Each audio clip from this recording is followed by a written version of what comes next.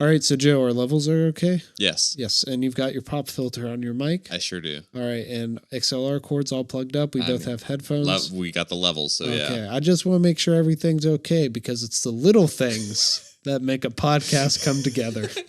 No, that make a podcast fall apart is what it would be. Give me a moment's peace and take out the trash. We pay taxes for people to come and take the garbage.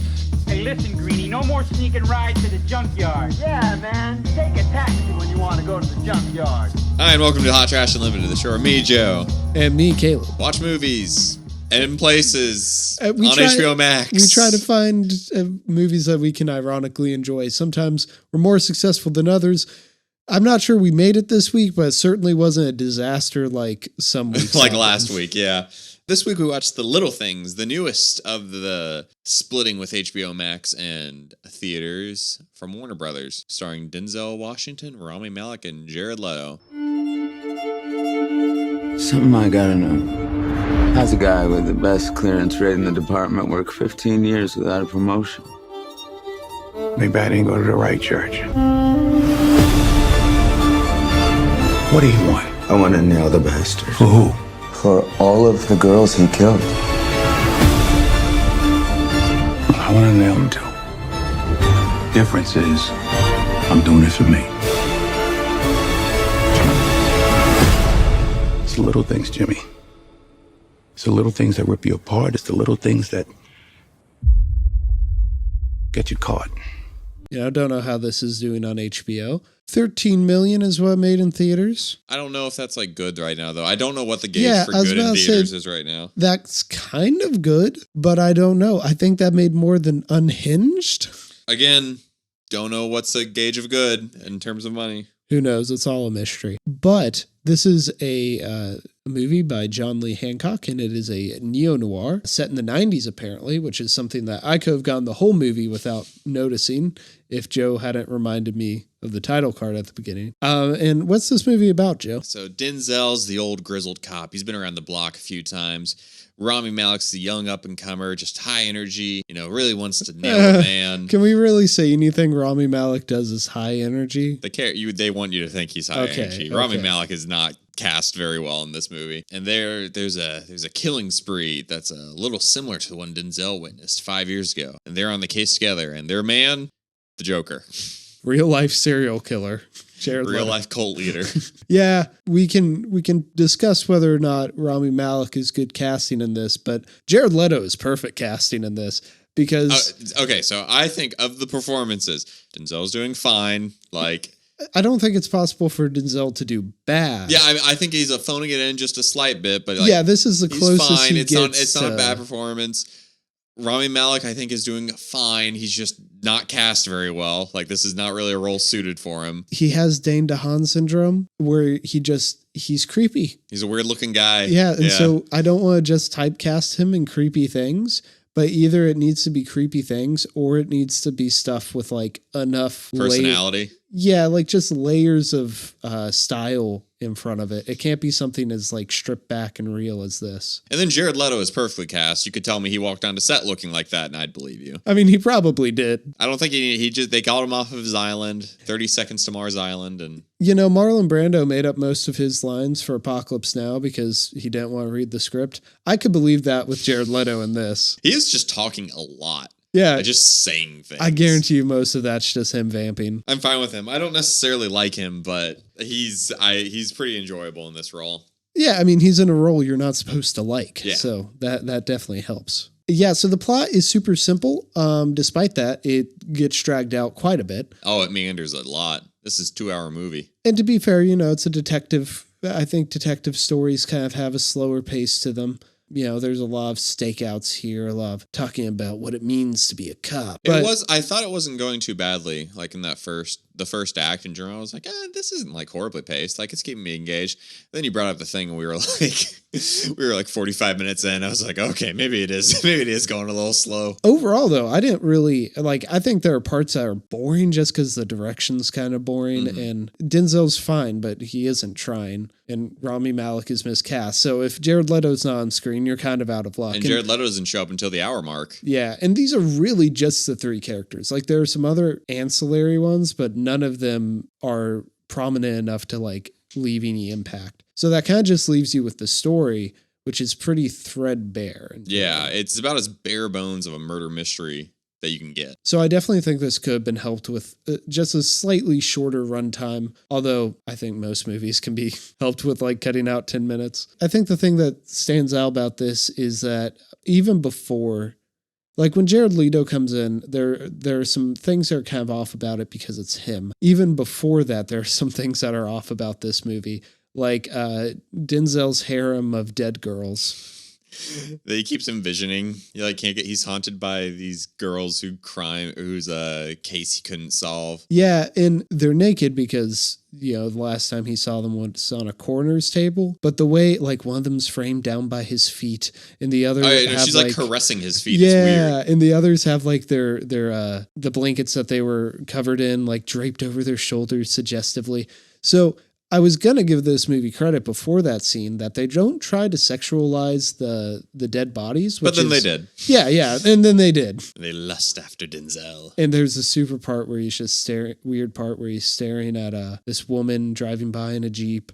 And like she's smiling at him and he's just staring at her. And it goes on for like a really awkwardly long just shot. I think you could make the case that ignoring plot, just if you saw like individual scenes presented, you could make anyone believe that any of these people are the serial killer. Mm-hmm. Because Denzel's super pervy, Rami Malek is Rami Malek, and Jared Leto is Jared Leto. Well, and the movie's trying to make you think Jared Leto is the serial killer, so that won't be too hard. So were you like switching at multiple points? Not in terms of like trying to predict where the plot was going to go. You're like, he's the killer now. Oh no, it's actually he's the killer.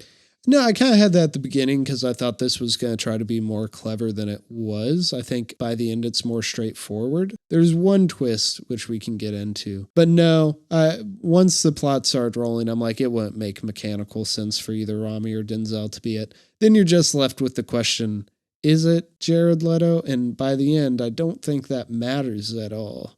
Mm-mm. The last act is kind of just a wild ride. Like from the moment Rami Malek is like at the payphone and Jared Leto shows up, it's like, where did what little realism in this movie, where did it go? It goes out the window. Yeah, so Rami Malek is on a stakeout with Denzel, and Denzel has to step out. So Jared Leto go get some coffee. Yeah, Jared Leto comes to him and is like, hey, I can show you where the body of that girl is.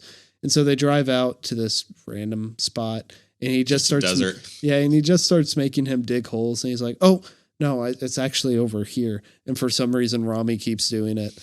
And the whole time, he's just vamping and saying, what's the line you really liked? Oh, yeah. That one? Oh, yeah. He's like, truth be told, I've never killed anyone. Believe me, we can go back to her house. Maybe even stop for tacos. Tacos. Just the way he phrases it. The entire time he's just this like, whimsical, I'm so mysterious. That scene's good. The other scene that's also good is the, and by good, I mean, it's funny. Yeah.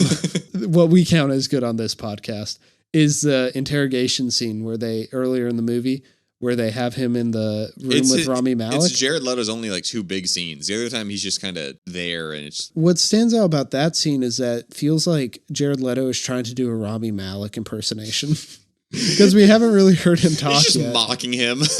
Yeah. There's also a comedic scene where Denzel's like trying to tail Rami. And so... Jared, yeah. And so they end up like swapping 3 times on which side of the highway they're parked on. And then they just keep driving around the other one. It's so stupid. It's very comical. There's no like comedy in this movie at all. It's all super. This is all very serious. This is the most important thing in the world. Yeah, even Jared's lines are supposed to be played off like, oh, isn't it so sick and twisted? Yeah, he's just a freak. He doesn't belong with us. So, certified freak. The plot 7 twist comes days a along. week. Jared's mocking Rami as he's digging these things, and Rami's just so emotionally invested in this case. He hits Jared upside the head with a shovel and kills him. I want to re-edit this scene so there's just a boing sound effect. Local man trolls cops, gets killed by shovel. And then, so Denzel's been telling them the entire time, taking a unnaturally long time to find them. And then you get a flashback to him. All this got started because Denzel and his captain were on a case. And Denzel got a little too trigger happy and accidentally shot an innocent. Yeah. They were finding some dead bodies, and they heard someone in the bushes. And of course, his fellow detectives and the coroners cover up for him. They send him upstate to be a deputy. And then he's like, I can return the favor. Well, so leading up to that, he had the scene with the coroner at the beginning when he's like finding out about the case, and the coroner's like, I'm not doing this again or whatever. Because I was taking, once that came out, I was like, oh, he's like trying to close out the case by like, maybe we actually found the guy linked to these other ones. Like, he's kind of getting haunted the entire time.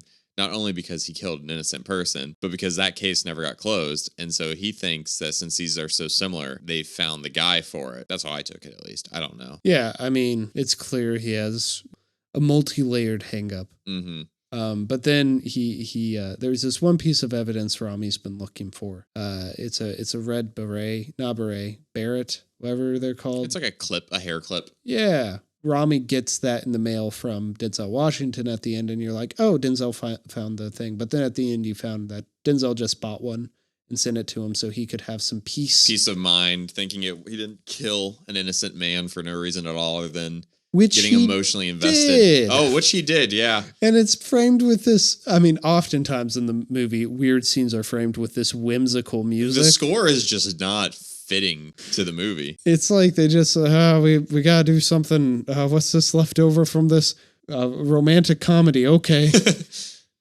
Quirky teenage movie. Yeah, we can end the movie on that. But yeah, they just killed a weirdo, to be sure, and Jared Leto. So, not the biggest loss. Yeah, but which at one point, Rami was like, he's just a crime freak. Like, he automatically renders his case invalid because he knows too much. Yeah, and it's just so weird because, like, I expect this to happen and then it to be like, now they'll be haunted forever. But no, both of the characters get redemption. But why? Because Denzel Washington drove Rami Malek to the point where he was willing to kill a random person. Yeah, Rami was already at a point where he was, it can't be this guy. And then Dell's like, no, it is. No, it is. You're getting emotionally invested in this. These are not good people. But it gives him a little bit of redemption at the end, which I'm not here for. I wouldn't say Denzel gets redemption. I mean, he throws away the bullet that he shot the woman with.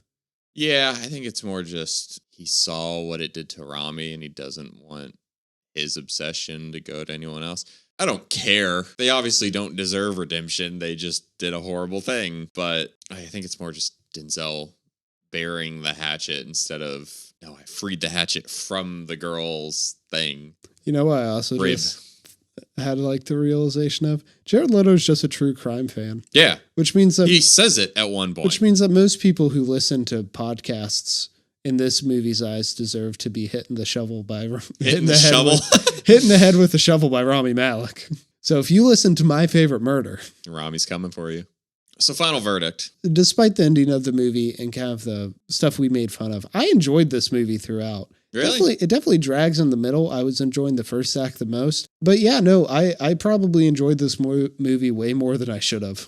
I think it's fine. Like, it's definitely held up from being just straight up bad by the performances. Like, they got 3 good actors who just did a serviceable job and completely uninspired in any other aspect of the filmmaking, though. I will say that. It's a pretty boringly directed and edited film. Little fun fact, this movie was, this date was set a year ago before the whole pandemic thing became a thing. It's February. Nothing good ever ends up in February. They didn't even bother trying to move this. Well, you could put it as movies released in February this year get to count for Oscars consideration. Mm-hmm. So you can count as that because like Judas and the Black Messiah is also coming out. Nomadland's also coming out. So some more awards baity movies are coming out this month.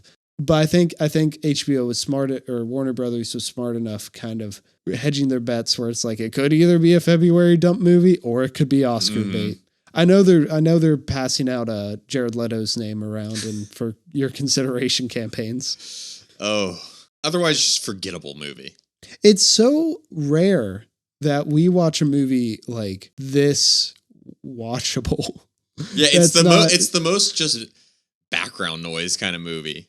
Yeah. I can't remember the last just such a mundane Sunday afternoon movie we watched. Yeah. Except maybe Gemini Man, but that was ages ago. And I don't even think that reached that. That had enough levels of weird to throw it into whimsical. Yeah, true.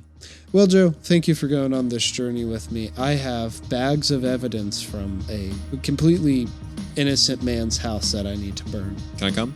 No, you have to dig more holes. Oh, okay.